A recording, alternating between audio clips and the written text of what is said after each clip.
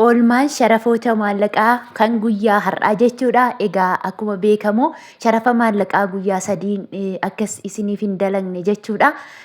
Kan bara 2026 kan isiniif qabadhee dhufe akkuma beekamu guyyaan har'aa immoo Januwaarii 3 jechuudha. Baatii tokko 2026tti bara haaraatti darbinee jirra. Baga dabartan hundumti keessanillee isiniin jechuun jaaladha. Guyyaa sana namni jennee viidiyoo isinii dalaguu hin dandeenye jechuudha.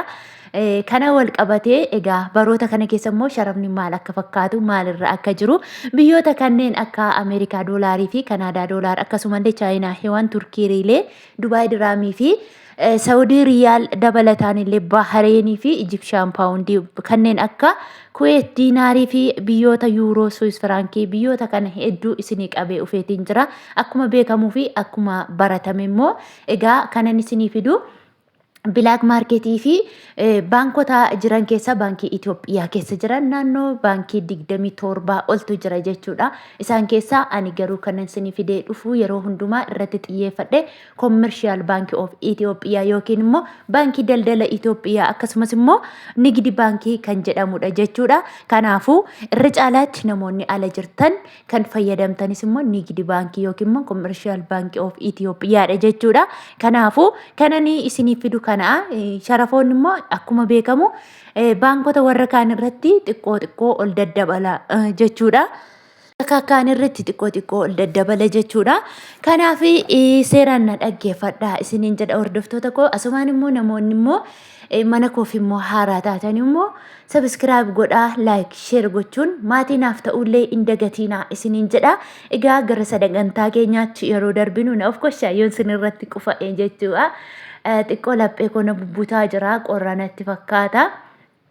Akka qufaa nu ga'ee jechuudha bis namarraa jedha laphee kiyyarraati.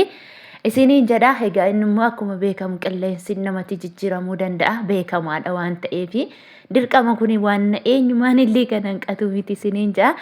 Gara sagantaa keenyaatti yeroo gallu Ameerikaan doolaarri tokko karaa gabaa gurraachaatiin guyyaa har'a 186.72 oolee jira.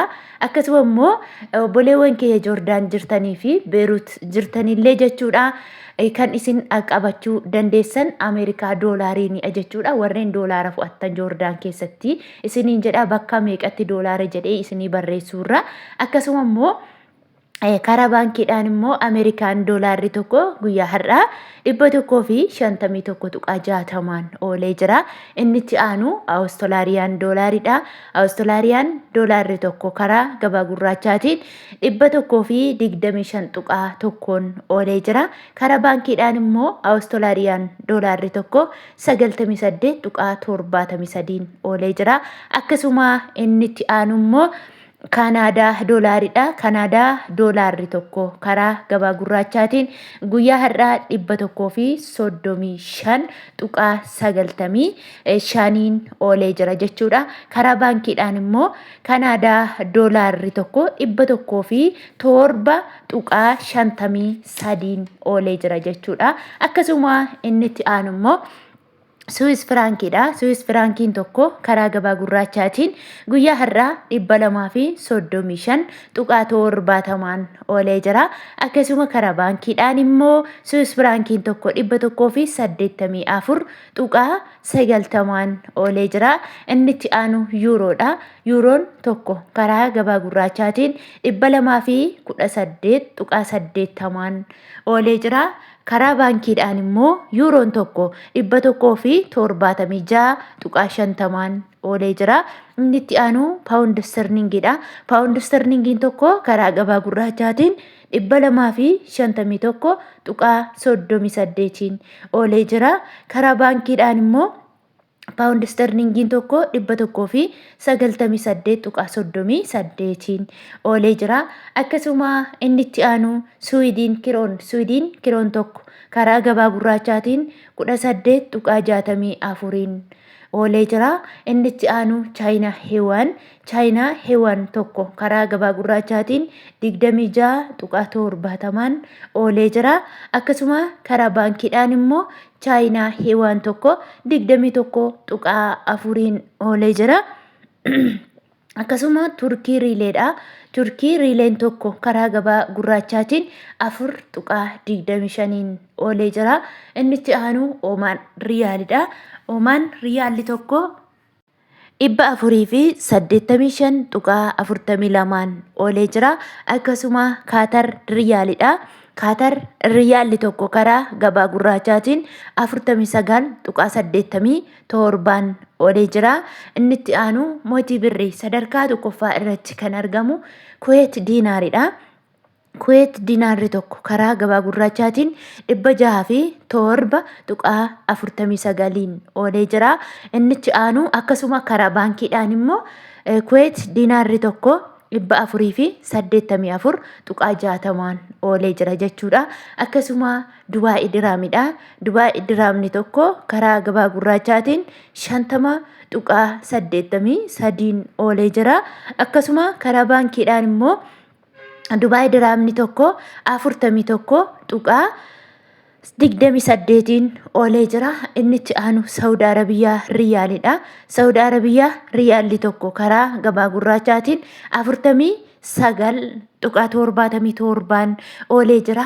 Egaa obboleewwan kiyyaa warreen Saudi Arabiyaa jirtan akkaataa daldalaa yookiin immoo kan maallaqa keessan isinii erguun maallaqa iskeelii guddina maallaqa keessanii jechuudha. Maallaqni keessan akkaataa abbaa 50 fi abbaa 10 jedhame abbaa 50 warreen qabdan 22 jira jechuudha. Kana jechuun 21 isheetu 22 otoo hin taane maallaqa qabdan sana 5,000 yoo ta'e fakkeenyaaf 5,000 baay'isuu 1,000 hiruu 22f jettu riyaalli Saudi Arabiyaa tokkoon isaa birrii Itoophiyaa 46 jechuudha. Akkasuma immoo namoonni maallaqa gar malee xiqqishuu qabdan immoo jechuudha hanga 23 22f adii kanaatiin jira jechuudha. Akkas jechuun riyaalli Saudi Arabiyaa tokkoon isaa iddootti 45 ergamu jira, iddootti 44 illee hanga 43 illee kan jedhan illee baay'ee isaaniitu jira jechuudha. Mashwaara yookiin immoo taaskiin nama kamiifiyyuu 50 kaffalama jechuudha. Karaa baankiidhaan immoo Saudi Arabiyaa riyaalli tokko 41.28 oolee jira. Karaa baankiidhaan immoo riyaalli Saudii tokko 40.40 oolee jira. Akkasuma inni itti aanu immoo Joordaan diinaaridha. Joordaan diinaarri tokko 263.29 oolee jira. Inni itti aanu Bahrein diinaarri tokko karaa gabaa gurraachaatiin 494.72 oolee jira. Akkasuma Egyptian poundiidha. Egyptian poundiin tokko karaa gabaa gurraachaatiin 3.53 oolee jira. Akkasuma Indiyaan ruuppiin tokko karaa gabaa gurraachaatiin 1.84 oolee jira. Inni itti aanu Israa'el shiqil tokko karaa gabaa gurraachaatiin 57.81 oolee jira. Yemen riyaalli tokko 0.65 oolee jira. Siniin jedha hordoftootaaf jaallatamtoota kabajamtoota maamiloota kiyya viidiyoon koo guyyaa har'aa kana fakkaata. Warreen isinitti tole laayik godha.